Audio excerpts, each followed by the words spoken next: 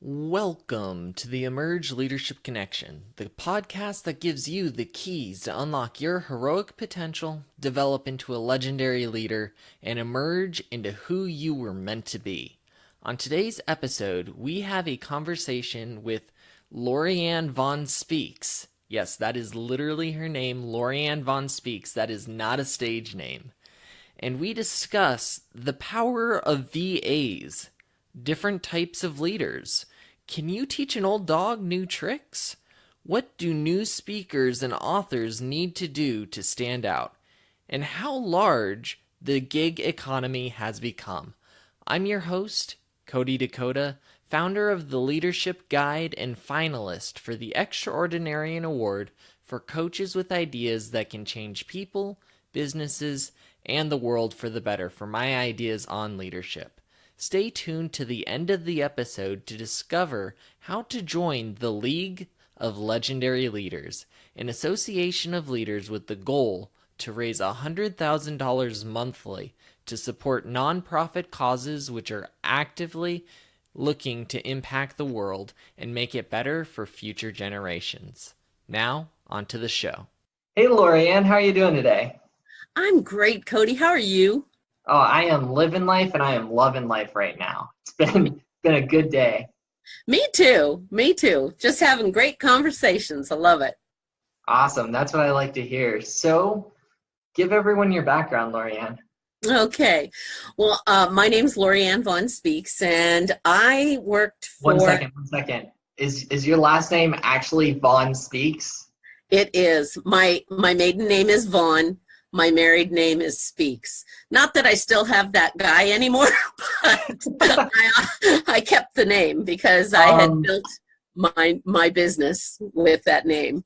Which is awesome, because talk about like coincidence and how it can turn into something absolutely amazing. Vaughan-Speaks. Like Lorianne Vaughan-Speaks. Absolutely beautiful. Then you better listen. So. All right. Well, I'm listening. Continue. Okay. Well, so I had worked for a thought leader for the last 15 years, and she decided to retire, and I found myself laid off just before my 60th birthday. Thank you. And here in Los Angeles, which is where I'm from, the idea of a 60-year-old in corporate America is non-existent. So if I wanted to continue to work, if I wanted to continue to work, I needed to create my own business. So I did. And now, 15 months later, I have 5 people that work with me on my team, and we support speakers and authors that are the new and up-and-coming group in building their presence and their businesses. So it's been a fun ride, actually. I'm kind of glad this all happened. Definitely. I feel like sometimes the best situations occur when you think the worst things are happening, right? Like you got laid off, but was it really a bad thing that you got laid off? Actually, it seems like something better was just around the corner. Exactly. That's easy to say now. Well, hindsight's always months ago, maybe not so much, but no, it actually, I think my mom always said, when one door closes, a window opens, that kind of thing.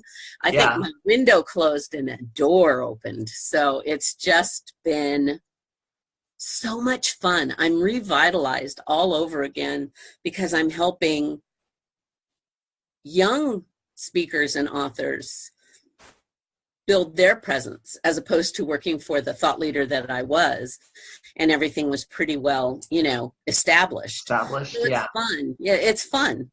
Definitely. Well, just because I'm curious, what are like some of the big differences between working with someone who's well established versus someone who's an up and comer?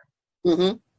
Well, she had 40 years in the business, so people were coming to her, to ask her And I'm saying that she is at a level where I'm sure you've heard of Ken Blanchard, the 1 Minute Manager books. Mm-hmm. Yeah. They're like friends, and he calls her for advice and vice versa. So, there is a level of when you've reached that, and she was the first person to talk about the career like climbing wall versus a ladder. Because we no longer go straight up the ladder in corporate America anymore. If you want to move, you can move sideways. You can move all sorts of different ways. And that was part of her thesis 40 years ago. So, so she had established herself as the expert. And that's what the new up and coming speakers and authors need to do. So what I do is I work with them in upping their presence on social media, how to do that to a point where you can show your expertise in an authentic way and grow your followers in an intelligent and authentic way. So, definitely. Yeah. And there's some big things in what you just said. One, right, if you're looking to become a leader, whether it's a thought leader or a leader within your workplace, or even a leader in a family, one of the first things is you need to get exposed, right?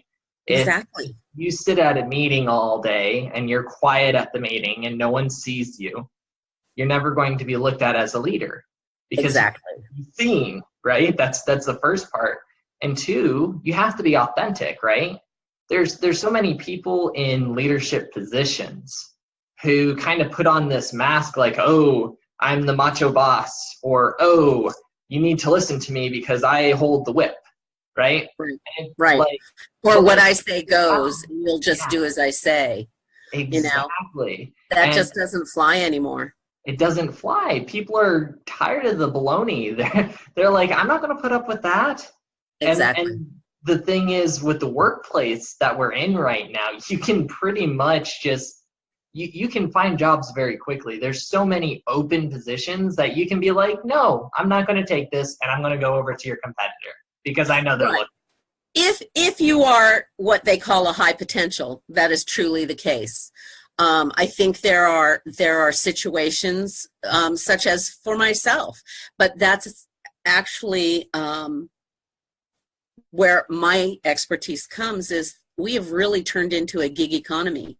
We're looking at this point, only 51% of employees are full-time employees in a corporation. So only that 51%. Only 51%. The rest are either business owners themselves or are working contract or gig type jobs. So, yeah. So the times are a-changing. And for those of us that are the baby boomers, we have a lot of legacy knowledge that needs to be still within the realm. Yes, I am not the best at technology. I will say that up front, but I will also say over these last 15 months, I have learned so much that old thing, you can't teach an old dog new tricks. I've learned so much. I've always thought that was the biggest bull crap phrase of all time. Like it truly is. It truly I've owned dogs, and guess what? They'll learn new tricks. They do. They do. The only thing that prevents from anyone learning something new is their lack of desire to learn something new, which is not on their age, that's on their attitude. Right. Agreed 100%. And I will say after 15 years in one place, I had kind of gotten towards that attitude, of I knew what I was doing. I was the go-to person for all the details, all the logistics, and I knew all the different ways to do things on that level. And then there was this young girl in the office, and she was given all the social media and all that kind of stuff because I didn't know what I was doing. Not true, but that was the perception. And and perception becomes reality whether or not it's true. I love that phrase. Yes, 'Cause it's true. so true. It's so true. So I was never given any of that. And then I started taking over a lot of social media. And with my first client, she just said, "Here, please, you do the tweets, you get this done, you do that done," and I'm still the cobbler who doesn't have any shoes, because I think I have a whopping like 45 followers on Twitter, but because I'm the behind the scenes person. I'm not there's nothing wrong out with there that. building my presence. I'm kind of building everybody else's. So it's kind of funny. And there's different types of leaders, right? Because not every leader should be at the front of and in the spotlight. If every leader was supposed to be out in the spotlight, it would be really hard to have major organizations. I mean, think if every leader at Amazon needed to be in the spotlight, we would be like hours and hours and hours, and we wouldn't really know anything about Amazon because there's so many people that are a part of that organization. Well, yeah, it goes back to the old saying, there's too many chiefs and not enough Indians. And I know it's not maybe politically correct anymore, but that same analogy is the case. Sometimes we have too many people that want to be the expert and no one doing the actual work. Yeah. And I find it so funny that I'm out now talking and it was only my mentor when I was trying to build my business who said, "Lorianne, you have so much to offer. You need to be telling people these things." And they're the ones that she pushed me into, coming and talking. And when we met at the conference, I was like, "Oh, I don't really even care if I get a podcast. I was there to network with you guys to be able to offer my services to you guys. And now look at me, I'm doing podcasts. What can we say? And that's awesome, right? Sometimes and part of this is, if you want to move forward in anything, sometimes you have to expose yourself to new ideas, new concepts, and you may go into those situations looking for something and you end up finding something else. True. Very true. Very true. And so opportunity is out there. One thing I hate to hear people say is that opportunity doesn't exist. That's baloney. I think I've said that more times in this conversation than I've ever said in any conversation. But it's true. There are so many opportunities to do so many things. The gig economy is all about opportunity. I didn't know that 49% of people are literally working off opportunity after opportunity after opportunity, because that's how the gig economy works. Right. And since corporations are kind of wanting to not, a lot of those are part-time workers too, because, a lot of corporations don't want to pay the benefits and everything. So they hire 2 people at 20 hours a week. So they don't have to pay all the benefits associated with a full-time employee, which I find a little frustrating. So go straight to a VA, which is part of what I talk about, is how to find and train and work with the virtual assistants out there, because they are everywhere. And everything from, those that are offshore at a much lesser rate, but sometimes you get what you pay for. Yeah. And so you need to keep that in mind. But everyone who starts a business starts like just, me, myself, and I. Yeah. And you get to a point where you find if you're spending 40% of your time doing administrative work that doesn't bring in any money, then you need to be hiring a VA to come in and take that administrative minutia off your plate. So you can go back to doing your high priority work and bringing in more business. Definitely. That's a huge part of why so many businesses fail, is because it's the 80-20 rule, right? Pareto's principle. That 80% of the work you do only accomplishes 20% of what you're trying to get done, and then 20% of it will accomplish 80% of what you want to get done. So you need to focus on that 20%. And if you find you're not focusing on the 20%, something is wrong and you need to change something. Exactly. But it is kind of scary for especially a one-person, a solopreneur, to think about hiring a full-time person, which, you know, when you are hiring a full-time person, you've got to come up with 40 hours a week and all the pay and the benefits and the, you know, FICA and all the minutia that comes with that. Yeah. Whereas if you go to a VA, you can say, you know, I really only need someone for like 5 hours a week, you know, and that's doable. So definitely, it's something that I would say to your listeners, truly embrace the idea as you're growing to look at the virtual assistance world. Definitely. And use that to your advantage. Definitely. And there's such this huge myth out there that you have to hire someone full-time in order to get more bodies in your business, basically. But it's not true. There's so many different opportunities out there for that. Virtual assistants is another one. I know that a lot of colleges work with businesses to do to basically do like an internship, right? Mm-hmm. So you work with the college and you basically use their students as resources so they get job experience and you get free labor. That's free, right? Now, that's usually not long term. That's going to be like 3 to 6 months. And then after that time, you have to actually try and hire them or look for someone else, where a VA would be actually more stable. VA could be more stable, but you still have to be very careful, do your due diligence.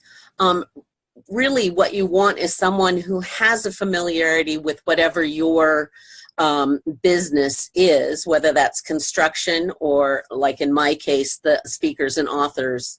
That's my niche. That's who I have the expertise to help. And you can get a VA, as I said, for $10, $15 an hour that will do some really good things. And then you have, I don't mean to sound, you know, big, like I'm full of myself, but, you know, but then you have my level, which is when I work with a client, I am partnering with that client to build their business. Yeah. I'm not just taking, you know, your data entry off your plate. That's, you know, that's something that my team does. Mm-hmm. But when you hire my company, you're getting a partner to build your business. It's a bit different. It's a lot different, right? Because you're coming in with expertise, right? Which is a huge differentiator, right? Mm-hmm. You can hire an entry-level person. You're going to pay entry-level prices, or you can hire someone with the expertise you need to really drive you to the next level, and that's what you're providing. Right. And when you hire a full-time admin, and let's say you're spending $20 an hour, but when you put all the benefits and everything else in there, it really goes up to almost $40 or $45 an hour. So you need to take that into consideration too, because of the fact that I can do something in 5 hours that would take your admin 20. Who knows? Yeah. Because I have things in place and processes in place to make it happen for you. So that's me. I love it. And so how did you end up getting into this world, right? Like you're running your own business now, but how did you get into the speaking world in the first place, landing with someone highly prestigious? Like, how did you get there? Networking. And there's another piece of information that's so important is networking. I have had like 4 different careers in my life. I started off in politics and managing political campaigns straight out of college. Oh my goodness. You could probably go on for ages about politics. That's probably not a conversation for right now. Probably not. Well, not in this day and age. With you about that sometime. Offline, you got it. But and then I realized that they really weren't going to pay any attention to me until I actually was in quote unquote corporate America and established myself as a professional, even though I did know what I was doing. I had degrees in political science and economics. Yeah. So, And that's true of so many people, right? So many people have the knowledge, they have the know-how, they have the confidence, right? But it's just without these little check marks, people aren't willing to look. I think it's kind of disappointing. Yes. So I've hit it at both ends of my career. So in my 20s, I wasn't taken seriously because I didn't have the experience. And then in my 60s, I wasn't taken seriously because I was too freaking old. You know, it's like, really? But I've always had an entrepreneurial spirit. I always, when I was raising my kids as a single mom, there was a time I had 4 jobs at one time. So I have always had that entrepreneurial spirit, but I always had a full-time job because I had children to raise. And there are a lot of expenses with raising your children. And I wanted to make sure that they may not have gotten everything they wanted, but they got everything they needed. And that's important, right? Whether it's you're raising your family, you're building a business, or like whatever it is, right? There's so much flashiness in the world, right? You don't need it all. You don't. It's not necessary. You can have an amazing life. You can raise amazing children, and you can grow an awesome business without needing all the flashy things. It's not about the flashy things. It's about what is necessary to get the job done. Exactly. Which is why I say, going back to the VAs, it's a great way to build your business without having to have that huge nut to crack every month until you get to the point that you do need full-time, business development people and so forth. And it's interesting to see is like when you're having to actually pay for it yourself, as opposed to mom paying it for you, it didn't become as necessary to have when they had to pay it for it with their own money. So, when you're a kid, it's always like, I want all the neat stuff. Why can't I have to have the designer jeans, Mom? I need to have the video games, Mom. I just need all this. I need the nice car, Mom. and then you get out into the real world and you're like, having that sports car is really not making any economic sense for me. So I'm gonna go with the economical choice. It's got great gas mileage and well, and my commute's so difficult these days. I go up 4 stairs, so. I am, like I say, so enjoying this new chapter in my life that I get to offer my expertise and help people grow their businesses, and I'm not being micromanaged per se. So that's actually my biggest bugaboo is I hate being micromanaged. And so with my people, I am really good about finding the right person for the job and then letting them do it. Now, that doesn't mean that I don't check it before it goes off to a client and make sure that everything's perfect. But I know that there are things that they know how to do better than I do. So I'm not about to micromanage them on something along that line. Well, one, I think most people hate being micromanaged because the idea, I know you're shaking, I'm shaking when I hear micromanage. And I think the reason that is because when people become micromanaged, usually it's because there's no trust there. And people want to be in a relationship with trust. If there's no trust, it's not a real relationship, right? Whether it's a romantic relationship or a business relationship. And so if you're the leader and you're micromanaging your people, you're giving them the idea that you don't trust them. Whether or not it's true, right? Perception. And when you have an employee and you micromanage them, you have turned them into a reactive rather than proactive employee. Yeah. Because they're just like so afraid to make any kind of stretch because that's not exactly what this micromanager has told them that they have to do. So they become much more reactive, and that's not what you want in an employee. No, because it kills creativity, Yes, right? And totally. that when that creativity gets destroyed, they're not able to basically come up with the mastermind principle, right? Napoleon Hill's work, the mastermind principle. When you have two minds come together, a third mind's created. It's the mastermind concept.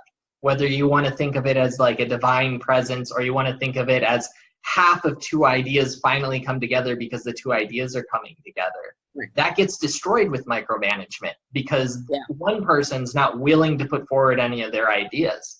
And so you automatically kill creativity. Exactly. So you always want to, as a leader, really encourage them to think outside the box, and to have a diverse group of people, such that I have, so that someone may have a better idea than I do. You know, doubt it, but no. I know. So sometimes you want to say that, but we all deep down know it's not true.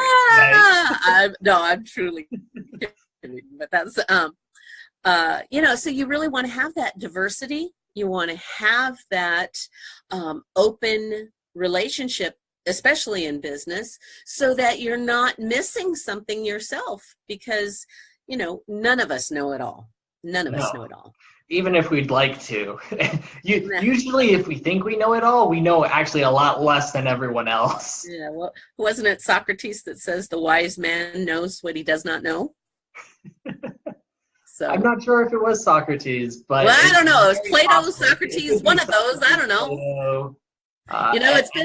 It's been 40 years since I've been in school. That's okay, because I read Plato in college, and it was much less than 40 years ago, and I don't remember. Thank you. So another thing you touched on in what you were saying about the people you brought on is finding the right people for the job. It's so important, right? To understand, like, okay, is this person actually going to be able to contribute their ideas to the business? It's nice to put a person there, but a person is just a person. And if you put an untrained person in a position that you want someone to do on their own, they're not going to be able to. Right? Versus if you look for the person who actually has skills in this area, right? You give yourself an asset as opposed to a liability. Right. And there are jobs that can be done by someone who doesn't have a lot of expertise. Sure. Certain data entry type positions for myself, I hand off, because about the fifth card in, my eyes are going, is that an 8 or a 6, So there are things that I definitely can turn over to some of my younger people. And here's my purpose behind my business, is that I know what it's like to be a marginalized woman and not be considered hireable with my level of skills, and yet we still want to contribute to what's going on in the world. And so with each client that brings along another level, I hire either the young moms that have those degrees but wanted to really stay at home with their kids, but still need, maybe 5-10 hours, a week to be able to have some extra income come in and keep their brains focused, because I remember that time frame too. Oh yeah. And yet I also have it can become torturous. Hey, I tell you, I knew I had to go and get a job when my girl was 18 months old, and my husband came home, and I went, "Hi, honey." And I went, I really got to learn how to talk to adults again. So I literally went out that week and got a job. So because I didn't want to, lose my brain power. Yeah. So Definitely. So It's so I important for hire. people to do something meaningful. Sorry, I didn't mean to interrupt you, but No, no, no, it's so important for people to find something no. to do that's meaningful. That's fine. No, but I agree with you. Awesome. And Lorianne, I think I just lost your video. There you go. You're coming back. Come back to us. I love when technology doesn't work the way it's supposed to work. See, I'm frustrating. I'm sorry. Nothing to apologize for. Yeah, It's I mean, I guess I have technology. to really look at, yeah, it's technology, but I guess I'm going to really have to bite the bullet and get hardwired in here, because I work on Wi-Fi and it works 99% of the time, but Every once in a while. every once in a while. So hopefully you'll be able to edit that out. Maybe not. Who knows? It's interesting, right? And you had something really interesting to say there, right? It's that sometimes there are things we look at and we're like, do we really need that, right? And then when you think about it, right, or when you get into the situations, the situation happens and you're all of a sudden you're like, maybe I should have gotten that. Exactly. So, but as we said, you don't need every bell and whistle. And so many people go into great debt to build the perfect office or whatever. Build it as is needed.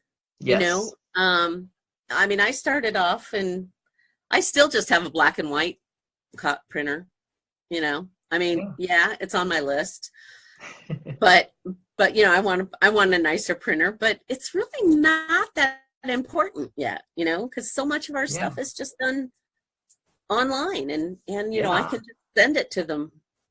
But exactly. And this is one of the biggest problems with people who are just starting their entrepreneurial journey. I've had this happen with a few of the clients I work with. They're trying to make the website perfect and they're trying to make their process perfect and they're trying to do all these different things just perfectly.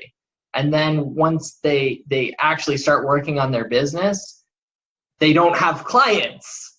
And you can't run a functioning business without clients. No, I know. I know. It's like, find your ideal client. I know the term right now is avatar. I'm not a big fan of it, but find that ideal client that that you can support completely in a very professional manner. And even if it's just starting with one or two, get started and then build from there. I'm a true believer in just do it. Just do it. Exactly. And like so many people get stuck on acting, right? It's the idea is wonderful and it's so amazing, and if I just continue to build the idea, eventually something good will happen. And it's not true. Nothing good will happen until you act. Right. And like so many times people have this wonderful idea and then when they act on it, it didn't work out the way they thought it was going to. Yeah. I've been there. I've done that. That's why I know it's true, because I've had a great idea, I've acted on it, and then I found out, hey, that wasn't quite right. That didn't go the way I thought it was going to go. Exactly. And we've all had those, and it's okay. I've messed up with a client. As long as you're honest with them and say, you know what, I dropped the ball on this. I totally messed up. I'm so sorry. Give me another chance or whatever. I would actually respect that a lot more than someone who just tried to cover it up that they didn't do it. Exactly. Yeah. Be honest. I definitely understand that 100%. I'm not going to say the name of the program right now because it was acting a little haywire earlier, and I don't want to give the program a bad name. But the person who created the program I actually sent a ticket to get help on it, and they reached out to me directly. Yeah. And they worked on getting it fixed. And because of that, right, like, I don't care that the program wasn't perfect, right? It does what I need it to do. I like it overall, right? Sure, there's some bugs. But at the end of the day, like, that kind of customer service is hard to find, right? I've had so many tech issues. Like, I'm part of the millennial generation, and I have so many tech issues. I'm so glad to hear that. Yeah, it's not just your generation. It's me too. I have so many tech issues. And then I talk to the tech people who are supposed to be great at it, and they either confuse me, they lead me down wrong directions, and I'm like, what are you doing to me? And I need to talk to somebody. I'm not real good at watching a video to get it. No, I want to talk to somebody, have them tell me, no, this is, you see the gear up on the left-hand side. I want to be talked through something. I'm a really good end user. Once you've taught me how to do it, then I'm fine, Definitely. Especially if I use it on a continual basis. But trying to find that tech support sometimes, my God, trying to find a telephone number on some of these places, it's like, and I still want to get the virtual background for Zoom, and I have yet to be able to figure it out. So yeah, and if more companies had that technical support, right, that really cared and worked with their clients really well, right, like the amazing thing that like these companies could accomplish, and the kind of loyalty that's undying. Like for instance, one company that I don't have problems with ever, so I'll say their name, Namecheap, right, for web domain names. Okay. One, I love their prices, awesome prices. Two, sometimes when I've been trying to connect the domain name with where I host, I've had issues trying to figure it out because I've had websites hosted in different places. And I'm honestly not a tech person. I have a good handle of tech, but not a great handle of tech. And every single time I've had an issue, right, when I talk to the Namecheap support, their support has always been phenomenal and has always helped me in short amounts of time. I am loyal to Namecheap because of their support. And so that's actually good to know for me. Thanks. Yeah, no problem. Definitely. It like for me, I'm open about who do I use as long as I know it's working right now and I trust the people behind it. Right. If it's not both of those right now, I won't necessarily say their names, just because if I trust them but I know the product's not at 100%, I want them to get their product to a better place and then promote them so that they can provide the product I know they can. We see, and that's what we're all about, is helping people get their product, which is themselves, exactly. At 100%, is to get them more out there in social media, to take their articles and their blogs and whatnot and create tweets for them to be able to push it out there. They need to grow themselves and their brand so that they're seen as the experts they want to be seen as. So, I mean, the same situation. It's just, a different platform, so to speak. Exactly.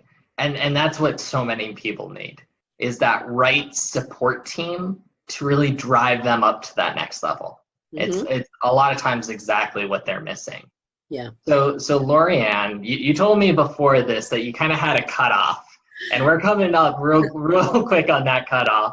I'm sorry. No reason to be sorry. The great thing for me is I love conversation. And so, like, if we don't have enough time, guess what? We can have another conversation, right? So just so for everyone listening, if they want to try and get a hold of you, how do they go about doing it? Oh, cool. Thanks, hon. My website is www.lvs.com. www.lvscoach, consultingservices.com. You notice I can talk the whole way through until I'm actually trying to, pitch something of my own. That's okay. Words fail me too, and I'm a speaker, so put it in the show notes. Anywho, but on the site though, I do have something for the up and coming speakers and authors.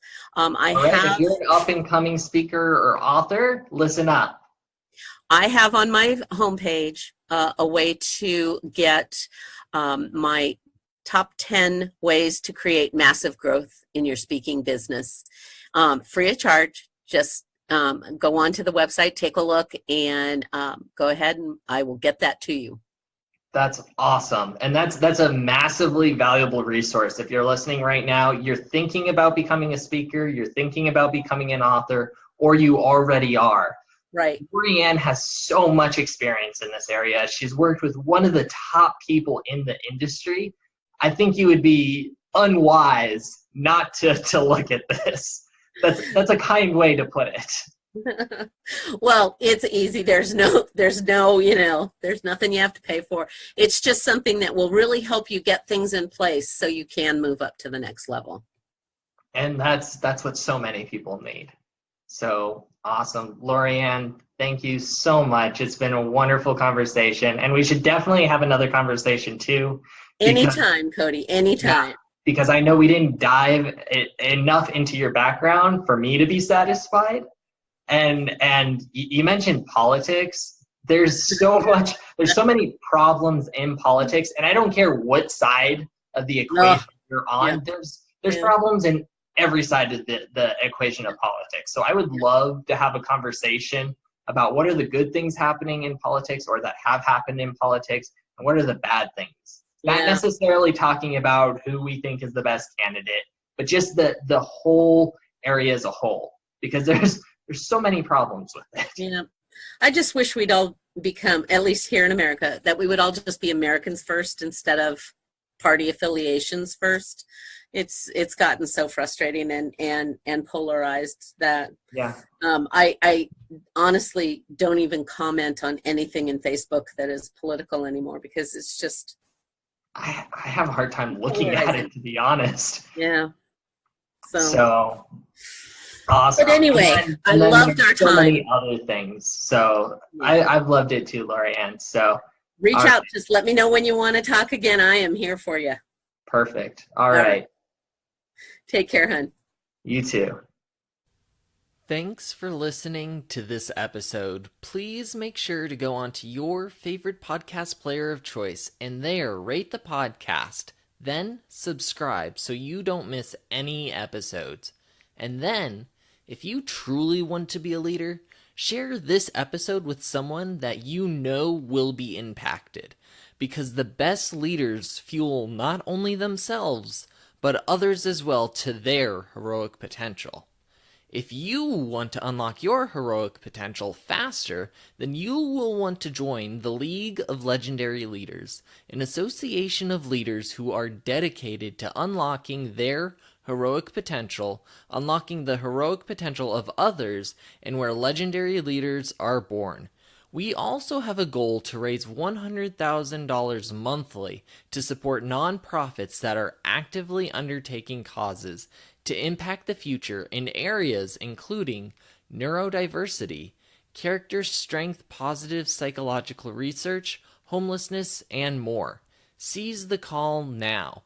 Go to www.theleadership.guide and click Get Free Guidance to propel you on your journey to legendary leadership. I'm your host, Cody Dakota, and I'm honored to have spent this time with you today. My final message for you, and listen closely. It's time. Wake up your heroic potential. Let go of your fears and anxieties, and let's discover what is possible on your journey to become a legendary leader. Emerge and become who you were meant to be.